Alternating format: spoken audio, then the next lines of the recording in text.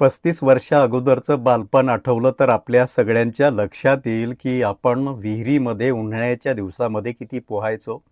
3-3, 4-4, 5-5 तास पोहल्यानंतर आमराईतून हिंडताना, त्या ठिकाणी डाबडुबली खेळताना, हा खेळ खेळताना झाडावरती चढायचं, आंब्याच्या कच्च्या कैऱ्या खात खात गावाच्या दिशेने यायचं.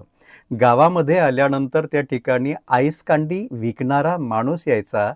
त्या आईस कांडीवाल्याजवळ जाऊन 10-10 आईस कांड्या खायच्या.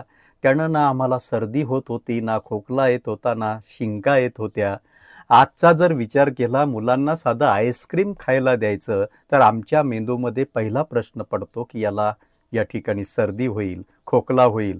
पण आमच्या मनामध्ये तेव्हा तो प्रश्नच नव्हता. त्यामुळं आम्हाला काहीच झालं नाही.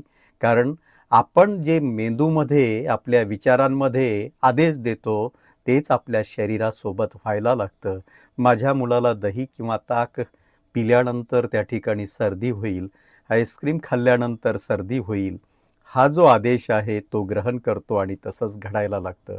पण आपलं बालपण आठवा. स्वच्छंदपणे आपण राहत होतो आणि स्वच्छंदपणे आपण काहीही खात होतो, पीत होतो, तरीही आपल्याला सर्दी किंवा खोकला होत नव्हता. त्याचं हे कारण आहे. नमस्कार.